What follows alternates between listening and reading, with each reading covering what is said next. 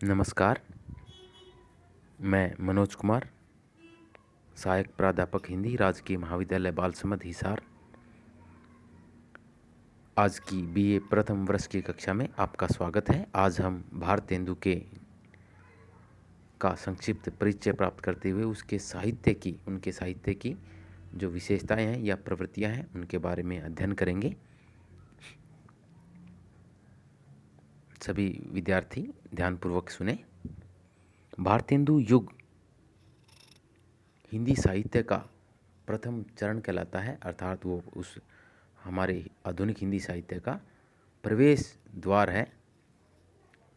उसी युग में हमारी जो भाषा है वो हिंदी खड़ी बोली के रूप में उसको लाया गया भारतेंदु हरिश्चंद्र जी के द्वारा। इस जो कालखंड को भारतेंदु के जो गरिमामय व्यक्तित्व है या उनका जो क्रियाकलाप है, कृतित्व है, उसकी देन के कारण या उनके योगदान के कारण भारतेंदु हरिश्चंद्र जी के नाम पर इस युग का नाम भारतेंदु युग पड़ा। भारतेंदु हरिश्चंद्र जी का जो रचना काल है वो लगभग 1850 ईस्वी से लेकर के 1885 ईस्वी तक माना जाता है। यूँ कहें हम सही अर्थों में आधुनिक हिंदी गद्य के जनक भारतेंदु हरिश्चंद्र जी कहलाते हैं। भारतेंदु जी का जो सबसे बड़ा और महत्वपूर्ण योगदान है वो यही है कि उन्होंने हिंदी साहित्य को एक नया नवीन मार्ग, परिवर्तित मार्ग उन्होंने दिखलाया। देश हित और समाज की हित की भावना का समावेश सबसे पहले भारतेंदु जी की ही रचनाओं में हमें प्राप्त होता है। लेकिन फिर भी कई विद्वान भारतेंदु जी के रचना काल को या इस युग के समय को लेकर के उनमें पर्याप्त मतभेद हैं। लेकिन एक सर्वमान्य काल विभाजन के अनुसार भारतेंदु जी का युग सन 1850 से 1900 तक माना जाता है। भारतेंदु हरिश्चंद्र अपने व्यक्तित्व और अपने नेतृत्व करने की क्षमता के कारण वो युग प्रवर्तक भी सिद्ध हुए हैं। उन्होंने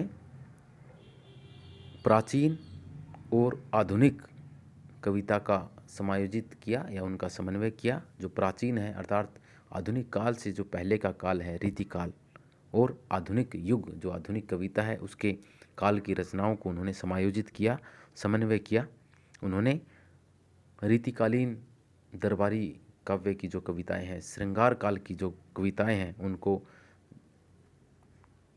क्या किया, उन कविताओं को वो उस छवि से उन रीतिकाल की जो विशेषताएं उनमें थी उस छवि से निकाल करके, उन ब्रज भाषा से उस कविता को निकाल करके वो हिंदी खड़ी बोली के रूप में उन्होंने इसे जनसाधारण के बीच में पहुंचाया।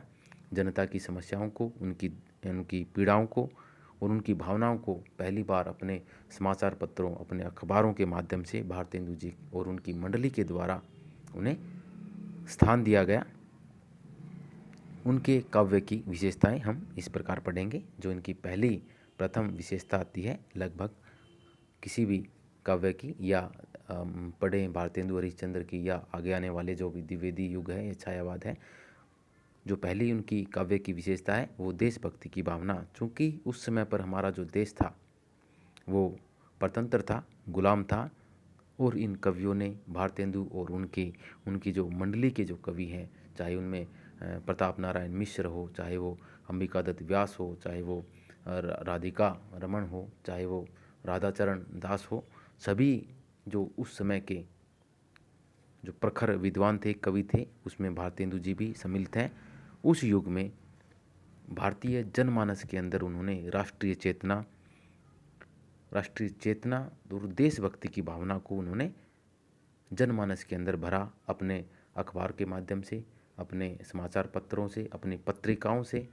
क्योंकि उस समय के जितने भी कवि हुए हैं, लेखककार हुए हैं, वो समाज सुधारक के साथ साथ में वो एक पत्रिकाओं के संपादक भी रहे हैं। इसीलिए उनकी लेखनी अच्छी प्रकार से उसमें चल पाई है और वो जनता से बिल्कुल संपर्क में रहते थे। इसलिए उन्होंने जनता के दुखों को, उनकी पीड़ाओं को देखते हुए उस समय पर जो भी उनसे बन पड़ा, देशभक्ति की भावना की किस प्रकार से हम भारतीय जनमानस के अंदर हमारे जो भारत है उसकी प्राचीन गौरव गाथा का, उसके गौरवशाली इतिहास का, उसके महापुरुषों का यशोगान हम किस प्रकार से कर सकते हैं, उन्होंने वो सब कुछ किया और देश की एकता के लिए, देशभक्ति के लिए उन्होंने काव्य लिखा।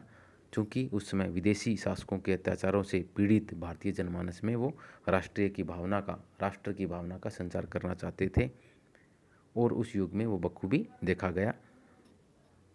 भारतेंदु जी ने अंग्रेज़ों द्वारा भारत के धन को लूटने के लिए जो प्रयास किए जा रहे थे, उनके ऊपर उन्होंने लिखा, अंग्रेज राज सुख साज सजे सब भारी, पै धन विदेश चली जात अति यह अति ख्वारी। अर्थात कि अंग्रेज़ों के पास सारे साधन हैं, सब प्रकार से वो संपन्न है, फिर भी वो हिंदुस्तान का, भारत का जो संपत्ति है उसे लूट करके वो ले जा रहे हैं। ये बहुत ही दुख की बात है। इस प्रकार से उन्होंने समाज में, जनता में देशभक्ति की भावना को पनपाया। समाज की दुर्दशा का चित्रण भारतेंदु युग की कविताओं में देश की जो हालात थे, देश की जो सामाजिक दशा थी, उसका बहुत ही मार्मिक, करुणामय, दारुणिक जो चित्रण हुआ है वो भारतेंदु युग में ही हुआ है। रीतिकाल के कवियों ने समाज की ओर से अपनी आंखें बंद कर ली थी, क्योंकि उस समय पर जो जो कवि थे रीतिकाल के, वो अपनी आजीविका के लिए, राजाओं की प्रशंसा के लिए दरबारी काव्य तक ही वो उनकी कविताएं चार दीवारी के अंदर तक ही सीमित थी। परंतु भारतेंदु युग में जो समाज की दुर्दशा का, समाज की व्यथा का, समाज के लोगों की जो पीड़ा थी, उसका उन्होंने अपने पत्रिकाओं के माध्यम से चित्रण किया। उस युग में विधवा नारी, नारी शिक्षा, विधवा विवाह, अस्पृश्यता आदि के निवारण के लिए लोगों का ध्यान आकर्षित किया गया। उन्होंने बाल विवाह, सती प्रथा, छुआछूत आदि सामाजिक जो बाह्य आडंबर थे या सामाजिक कुरीतियाँ थी, उनको अपने अपने काव्य का उन्होंने विषय बनाया। भारतेंदु जी ने लिखा, रोबहू सब मिली अबहू भारत भाई, हा हा भारत दुर्दशा देखी न जाई। उन्होंने भारत का इन शब्दों में वर्णन किया। तीसरा है श्रृंगार भावना। भारतेंदु युग के कवियों ने श्रृंगार का तो वर्णन किया है, लेकिन वो मर्यादा में रहकर किया है। जिस प्रकार से रीतिकालीन कवियों ने बिल्कुल ऊहात्मक या अश्लीलता तक नारी के सौंदर्य का वर्णन किया, वो वर्णन हमें भारतेंदु युग में नहीं मिलता। अर्थात उन्होंने मर्यादा में रह करके, सीमा में रह करके कृष्ण और राधा को नायिका बना करके उन्होंने प्रेम का काव्य भी रचा है, लेकिन वो भी बिल्कुल मर्यादित अवस्था में। भारतेंदु जी की प्रेम सरोवर, प्रेम तरंग, प्रेम फुलवारी आदि में श्रृंगार भावना के हमें छींटे अवश्य ही मिलते हैं। उनकी सुंदर अभिव्यक्ति इस काव्य में हुई है। भक्ति भावना, भारतेंदु जी को जो भक्ति भावना है वो विरासत के रूप में मिली थी, क्योंकि उनके पिता भी एक अच्छे धार्मिक प्रवृत्ति के व्यक्ति थे।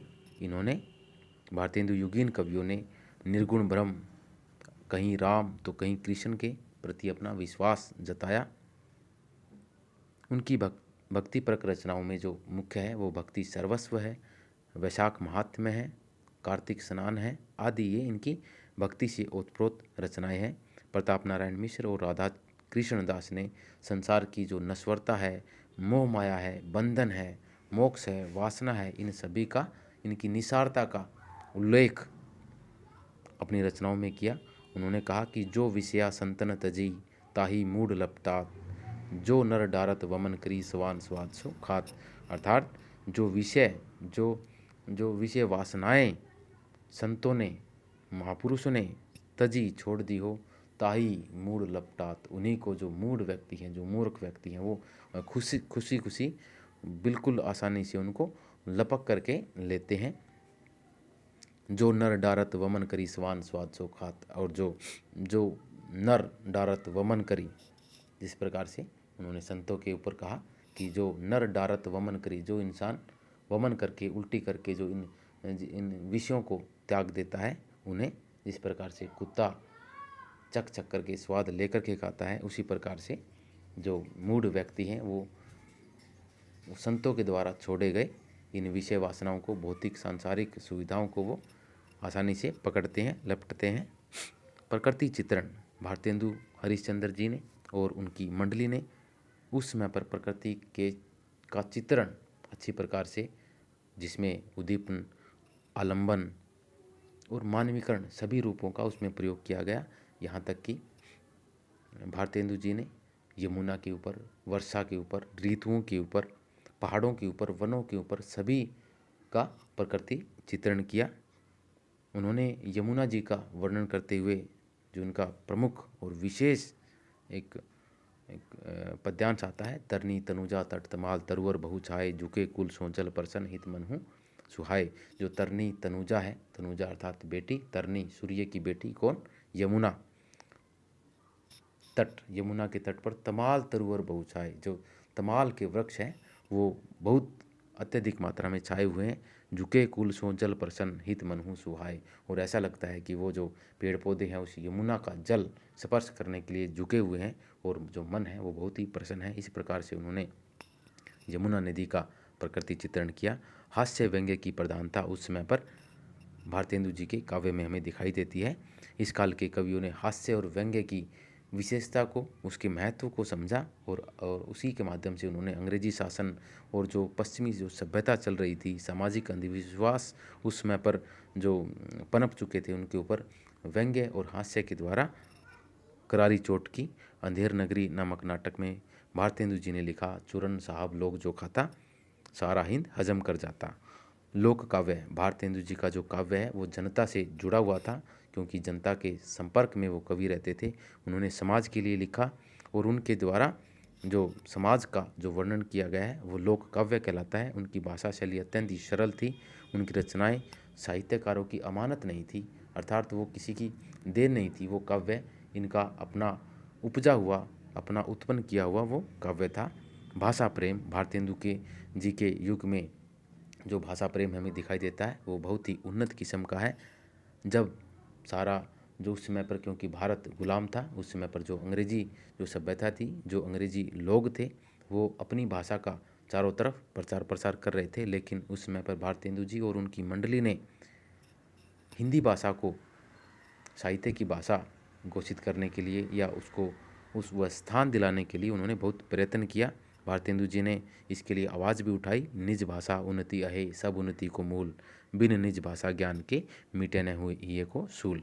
प्राचीनता और नवीनता का समन्वय, भारतेंदु जी जो काव्य है वो भाव, भाषा, शैली और उद्देश्य सभी प्रकार से नए विषयों को लेकर के उन्होंने जो रचना की, उसमें प्राचीनता और नवीनता का, अर्थात जो रीतिकाल में जो बंधी हुई कविताएं थी, जो श्रृंगारिकता में जो राजदरबारी काव्य में जो बंधी हुई कविता थी, और जो आधुनिक समय में जो गद्य भाषा में जो कविताएं आई, उनका समन्वय, उन रीति रिवाजों का, उन भावों का, उन शैलियों का, सभी का उन्होंने समन्वय किया, मिलाप किया। भाषा शैली, भारतेंदु जी के युग में जो काव्य भाषा है वो ब्रज भाषा रही, उसका सफल प्रयोग उसमें किया गया। इनके काव्य में हमें विभिन्न छंद जैसे कि रोला, सवैया, छप्पे आदि उन्होंने जो रूढ़िगत जो छंद थे उनका तो प्रयोग किया। इसके साथ में उन्होंने लावनी, गजली आदि का भी अच्छा प्रयोग सहजता के साथ उन्होंने किया। और भारतेंदु युग में गद्य में खड़ी बोली का प्रयोग मुख्य रूप से हमें दिखाई देता है। इस प्रकार हम जो उपयुक्त विशेषताएं हैं, चाहे वो देशभक्ति की भावना हो, प्रकृति चित्रण हो, उनकी भक्ति भावना हो, सामाजिक उद्धार का वर्णन हो, नारी के प्रति उनके उद्धार के लिए जो भी उन्होंने कार्य किए, इन विशेषताओं के आधार पर हम कह सकते हैं कि जो भारतेंदु युग है वो एक पूर्ण रूप से रीतिकाल से बिल्कुल ही अलग है, एक नया मोड़ लेकर के वो आया है। इसे हम राष्ट्र चेतना का ऊषा काल या उसका शुरुआती दौर हम मान सकते हैं। धन्यवाद।